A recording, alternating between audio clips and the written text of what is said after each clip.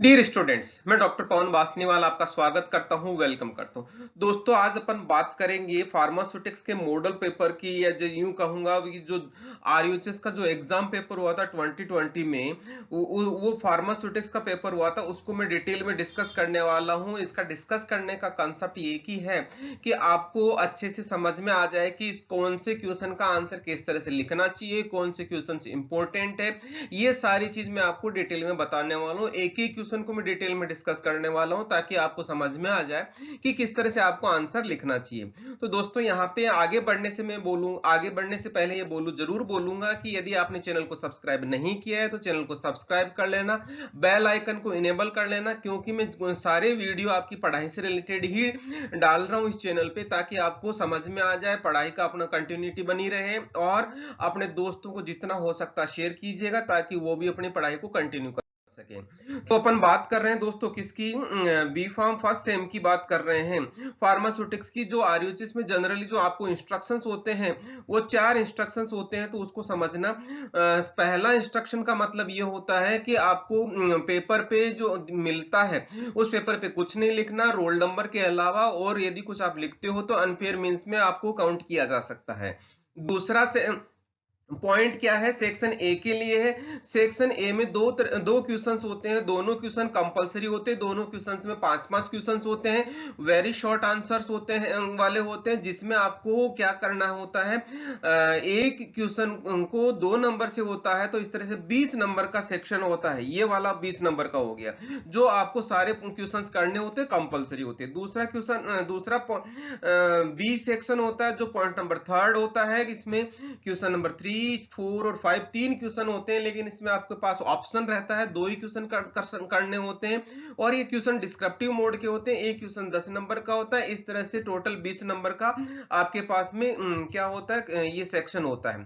फिर उसके बाद में सेक्शन सी की बात करेंगे दोस्तों। तो सेक्शन सी में दो क्वेश्चन होते हैं, लेकिन इसमें हर क्वेश्चन में सब क्वेश्चन होते हैं, सब डिवीजन होते हैं, जिसमें एक में 5 और दूसरे में 4 होते हैं। 5 में से 4 में से 3 क्वेश्चन करने होते हैं। टोटल 7 क्वेश्चन होते हैं। टोटल 7 में से एक क्वेश्चन 5 नंबर का होता है। सॉरी, एक क्वेश्चन 5 नंबर का होता है, जिससे क्या होता है, आपको 35 मार्क्स का आपको ये पूरा का पूरा होता है। अब अपन बात करते हैं यहाँ पे दोस्तों, अपन शुरुआत करते हैं पहला क्वेश्चन सेक्शन ए के लिए। तो पहला क्वेश्चन देखिएगा, answer the following question in the very short. यहाँ पे एक चीज मैं बता दूं, यहाँ पे एग्जामिनर को भी नहीं पता कि आंसर क्वेश्चन क्या पूछना चाह रहा है। तो यहाँ पे आप भी शायद कंफ्यूज हो जाएंगे कि इसमें लिखना क्या है। तो मैं आपको थोड़ा सा आइडिया बता दूं कि एग्जामिनर के दिमाग में क्या होगा, कि कौन सी चीज क्या पूछना चाह रहा है। तो मैं इन सभी का, जैसे माउथ वॉश कहूं, चाहे डिस्प्लेसमेंट वैल्यू कहूं, चाहे इनकम्पेटेबिलिटी कहूं, सपोजिटरीज कहूं या जेल कहूं, ये सारे के सारे, यदि आप इनमें पांचों क्वेश्चंस की बात कर रहा हूं, इनमें आप डेफिनेशन लिख देंगे। सबसे पहले तो आप इनकी डेफिनेशन लिख दें, और एक एक कोई एग्जांपल लिख देंगे, तो आपका आंसर कंप्लीट हो जाएगा। चाहे माउथ वॉश की डेफिनेशन, डिस्प्लेसमेंट की वैल्यू की डेफिनेशन। हाँ, डिस्प्लेसमेंट वैल्यू का यदि आप यहाँ पे इसका फॉर्मूला भी लिख देंगे, तो आपको आंसर और अच्छा जाएगा। इनकम्पेटेबिलिटी का आपको डेफिनेशन के साथ एग्जांपल लिखना है। सपोजिटरीज में डेफिनेशन के साथ में एग्जांपल लिखना है। जेल्स के साथ में डेफिनेशन के साथ एग्जांपल लिखना है। इस तरह से आपको आंसर कंप्लीट हो जाएगा। एग्जामिनर को यहाँ पे थोड़ा सा क्लियर करना चाहिए कि आपको लिखना क्या है, जैसे डिफाइन करना है, या कोई एग्जांपल लिखना है, या कौन सा मार्केट प्रिपरेशन लिखनी है। ये चीज यहाँ पे कंफ्यूजिंग है, तो यहाँ पे आपको डेफिनेशन और एक एक एग्जांपल लिख देंगे, तो मेरे हिसाब से आंसर कंप्लीट हो जाएगा। ओके, फिर उसके बाद में दूसरा देखिएगा, answer the following question in very short. Again वही चीज आ रही है, एग्जामिनर अगेन कोई क्वेश्चन नहीं बना रहा है। यहाँ पे पहला है isotonic solution prescription deflocculated suspension, 2 example of emulsifying agent, 2 example of colouring agent. Okay, 2 example of emulsifying agent और 2 एग्जांपल ऑफ कलरिंग एजेंट, ये तो बिल्कुल क्लियर है, लेकिन ऊपर वाले 3 क्वेश्चन अगेन यहाँ पे प्रॉब्लमेटिक है। तो यहाँ पे मैं एक चीज यही कहूंगा, पहला चीज आइसोटोनिक सॉल्यूशन के लिए आपको डेफिनेशन लिख के इसका एक एग्जांपल लिखना, जैसे कि सोडियम क्लोराइड का आइसोटोनिक सॉल्यूशन कितना परसेंट होता है, वो चीज आप लिख दोगे तो आंसर कंप्लीट हो जाएगा। सिमिलरली प्रिस्क्रिप्शन क्या होता है, इसकी डेफिनेशन लिख देंगे प्रिस्क्रिप्शन का, और एक शॉर्ट में प्रिस्क्रिप्शन कैसा होता है उसका सैंपल बना देंगे तो आपको आंसर कंप्लीट हो जाएगा। ओके, डीफ्लोकुलेटेड सस्पेंशन का आप क्या करेंगे, डेफिनेशन के साथ में इसकी 2 या 3 प्रॉपर्टीज लिख देंगे तो आपको आंसर शायद समझ में आ जाएगा और एग्जामिनर को भी परफेक्टली समझ में आ जाएगा। फिर 2 एग्जांपल ऑफ इमल्सिफाइंग एजेंट, यहाँ पे मैं जरूर बोलूंगा इमल्सिफाइंग एजेंट का एग्जांपल के साथ में उसकी डेफिनेशन भी लिख देंगे तो आपको आंसर और अच्छा जाएगा। सिमिलरली कलरिंग एजेंट के भी 2 एग्जांपल लिखने, अगेन कलरिंग एजेंट के डेफिनेशन के साथ में एग्जांपल लिखेंगे तो आपका आंसर और अच्छा होगा, तो आपके पूरे मार्क्स 20 में से 20 आ जाएंगे इस तरह से आप पूरा अटेम्प्ट करेंगे तो। ओके, अब अपन बात करते हैं दोस्तों सेक्शन सी बी की। तो यहाँ पे 2 क्वेश्चन ही करने हैं, लेकिन बड़ा क्वेश्चन है तो 3 आपके पास ऑप्शन है। तो पहला क्वेश्चन बात करता हूँ, describe in detail history in Indian pharmacopoeia. तो यहाँ पे सबसे पहले इंडियन फार्माकोपिया जिसको हम आईपी बोलते हैं वो है क्या या व्हाट इज दैट, वो चीज लिखेंगे और उसके बारे में थोड़ा सा डिटेल लिखेंगे क्या है। फिर उसका क्रोनोलॉजिकल ऑर्डर में आपको पूरी डिटेल बतानी है कि किस तरह से है और कौन से फार्माकोपिया में क्या अमेंडमेंट हुए वो चीज बतानी पड़ेगी, तभी आपको 10 नंबर का सवाल पूरा होगा। यहाँ पे थोड़ा सा और चीज बता दूं, स्टार्ट कैसे हुआ था और अभी कौन सा एडिशन चल रहा है, बीच में कौन कौन से एडिशन आए थे, उनकी कौन कौन सी प्रॉपर्टीज थी, वो चीज पूरी लिखनी पड़ेगी। रीजन में बताता हूं, यहाँ पे जनरली इस तरह का सवाल नहीं आता, लेकिन यदि एग्जामिनर ने पूछ लिया तो हमें आंसर करना होगा। तो हर एडिशन की विशेषताएं लिखनी पड़ेगी, करैक्टर लिखने पड़ेंगे, उनकी प्रॉपर्टीज लिखनी पड़ेगी। तो ये सारी चीज आप डिटेल में लिखेंगे तभी आपका आंसर कंप्लीट हो जाएगा, क्योंकि ये क्वेश्चन आपका 10 नंबर का है। ओके, फिर उसके बाद में क्वेश्चन फोर्थ की बात करें, discuss in detail types of suspension stability issues and regards two of the suspension. तो ध्यान देना, सबसे पहले यहाँ पे सस्पेंशन का आपको क्या करना है, सस्पेंशन की आपको आंसर लिखने से स्टार्ट कैसे करना चाहिए, आपको डेफिनेशन सबसे शुरुआत में डेफिनेशन बोलना चाहिए, फिर इसके टाइप्स लिखना चाहिए, टाइप्स में इसका मतलब क्लासिफिकेशन, यदि क्लासिफिकेशन की बात करते हैं फ्लोकुलेटेड डिफ्लोकुलेटेड, ये चीज लिखना चाहिए आपको। उनकी आपको प्रॉपर्टीज लिखनी चाहिए, प्रॉपर्टीज वो आप टेबुलर फॉर्म में डिफरेंशिएट फॉर्म में लिख देंगे और अच्छा प्रेजेंटेशन होगा। फिर उसके बाद में स्टेबिलिटी से रिलेटेड स्टेबिलिटी इसकी लिखेंगे कि फ्लोकुलेटेड कौन सा किस तरह से स्टेबल होता है और डिफ्लोकुलेटेड किस तरह से स्टेबल होता है, ये चीज और इसको डिटेल में लिखना पड़ेगा आपको कि किस तरह से चीज को आगे बढ़ाते हैं। फिर उसके बाद में क्वेश्चन नंबर 5 आता है, classify suppositories basis discuss method of preparation of suppositories along with their evaluation. तो ध्यान देना, पहला सपोजिटरीज बेसिस क्या होता है वो चीज लिखना है, मतलब डेफिनेशन लिखना है, डेफिनेशन के बाद में यहाँ पे उसका क्लासिफिकेशन लिखना है कि कौन कौन से इसके सपोजिटरीज बेसिस होते हैं, क्लासिफिकेशन भी लिखने की लिस्ट करने के बाद में इंडिविजुअल डिस्कस करना जरूरी है, क्योंकि यहाँ पे क्वेश्चन 10 नंबर का सवाल है। फिर उसके बाद में मेथड्स के मतलब उनको कैसे बनाते हैं, सपोजिटरीज बनाने के मेथड्स कौन कौन से वो डिस्कस करना है, मेथड के बाद में उनके इवोल्यूशन वाले पैरामीटर्स को भी आपको डिस्कस करना है।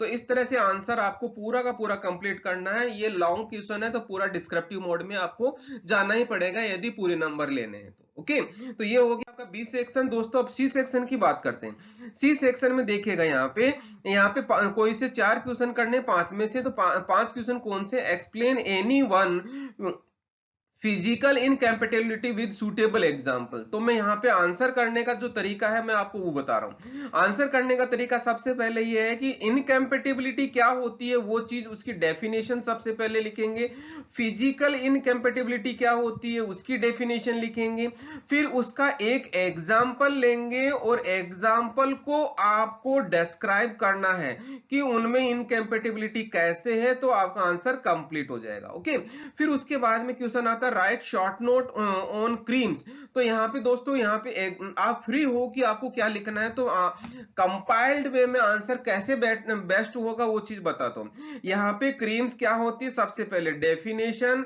और उसके बाद में इसके टाइप्स। टाइप्स का मतलब यहाँ पे क्लासिफिकेशन आ जाएगा। टाइप्स में, क्लासिफिकेशन में भी शॉर्ट में डिस्क्राइब करना, और उनको मेथड्स कैसे, कौन से मेथड से प्रिपेयर करते हैं, प्रिपरेशन मेथड्स, और उसके बाद में इवोल्यूशन। तो यहाँ पे यदि इस तरह से पूरी चीज लिख दोगे, तो कहने का मतलब मैं यह कहना ये चाह रहा हूं कि डिटेल में नहीं जाना, क्योंकि 5 नंबर का सवाल है। तो यहाँ पे पूरी चीज लिख के शॉर्ट में आंसर करेंगे तो बहुत अच्छा जाएगा। ओके, फिर उसके बाद में question number C, explain test for the identification of emulsion.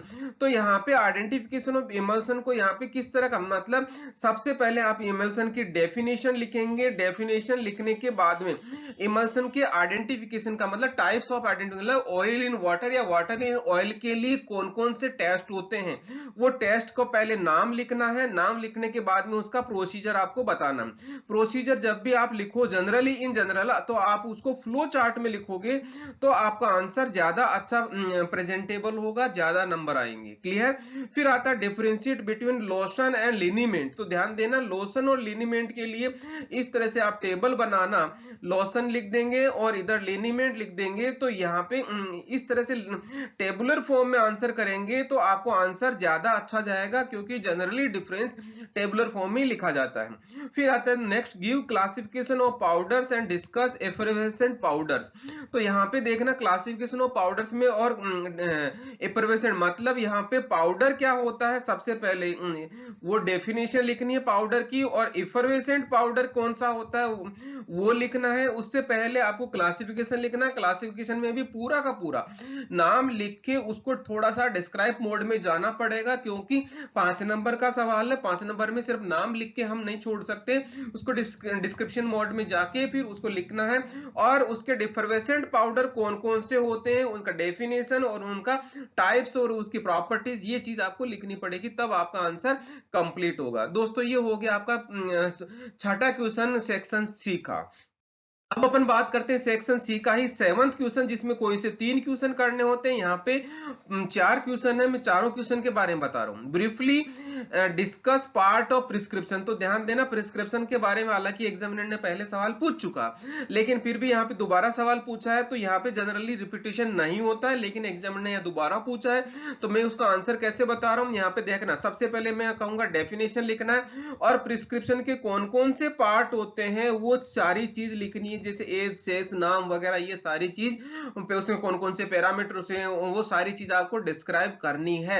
और यदि आप एक सैंपल बना दोगे तो उसमें आपको बहुत अच्छा प्रेजेंटेशन होगा। फिर उसके बाद में है एक्सप्लेन एलिगेशन मेथड और फार्मास्यूटिकल कैलकुलेशन। तो ध्यान देना, फार्मास्यूटिकल कैलकुलेशन पहला क्या होती है उसका डेफिनेशन लिखेंगे, मतलब किस काम आती है, या यूं कहूंगा सिग्निफिकेंस क्या होता है वो चीज लिखेंगे। उसके बाद में 2-3 लाइन में लिखना, ज्यादा डिटेल में नहीं जाना, 5 नंबर का सवाल है। फिर उसके बाद में एलिगेशन मेथड क्या होता है, वो एलिगेशन मेथड क्या होता है उसका डिटेल लिखेंगे, और एक आप इसको एग्जांपल के तौर से के साथ में समझा देंगे तो पूरी चीज एग्जामिनर को भी समझ में आ जाएगा, और प्रेजेंटेशन भी अच्छा होगा, नंबर अच्छे आएंगे। फिर आता है next, enumerate solubility enhancement techniques and explain anyone. तो ध्यान देना, सॉल्युबिलिटी क्या होता है, सबसे पहले आपको ये डेफिनेशन लिखनी है। सॉल्युबिलिटी क्या होता है ये डेफिनेशन लिखिए। डेफिनेशन लिखने के बाद में उसकी पुअरली सोल्यूबल कंपाउंड्स को हम सोल्यूबल इंक्रीज करते हैं, उनकी जो टेक्निक्स होती है वो टेक्निक्स बतानी है, टेक्निक्स के नाम लिखने हैं, और किसी एक को आपको डिटेल में डिस्कस करना है कि उसका मेथड या उसका प्रिंसिपल क्या होता है, हम उसको किस तरह से प्रोसीड करते हैं। As a flow chart form में आप बता दोगे तो अच्छा मार्क्स मिलेगा।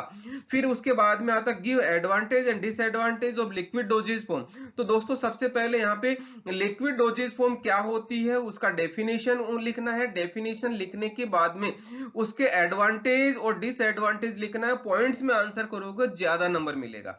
इस तरह से मैंने आपको पूरा आपके साथ में डिस्कस कर लिया पूरा का पूरा पेपर, और पूरे के पूरे पेपर में आप देखेंगे मैंने क्या डिस्कस किया। फार्मास्यूटिक्स का 2020 पेपर, और इसमें ए सेक्शन ये था, बी सेक्शन आपका ये था, और सी सेक्शन ये था। इस इस तरह से दोस्तों यदि आपको कोई भी क्वेरी हो तो इस कमेंट बॉक्स में कमेंट जरूर करना। अभी भी आपने चैनल को सब्सक्राइब नहीं किया, चैनल को सब्सक्राइब करना, बेल आइकन को इनेबल कर लेना और अपने दोस्तों को जितना हो सकता है शेयर करें। कमेंट बॉक्स में कमेंट करके जरूर बताएं ताकि आपकी जो भी प्रॉब्लम है मैं उसका सॉल्यूशन देने का पूरा प्रयास करूंगा। यहाँ पे मैं आपको एग्जाम के लिए बेस्ट ऑफ लक जरूर बोलूंगा। आपका एग्जाम बहुत अच्छा जाएगा, ये मेरा विश्वास है। इसी के साथ आप तैयारी करते रहे, इस चैनल को देखते रहे और आप आगे बढ़ते रहे, यही मेरा आपको सपोर्ट रहेगा, हमेशा सपोर्ट रहेगा। Thank you once again.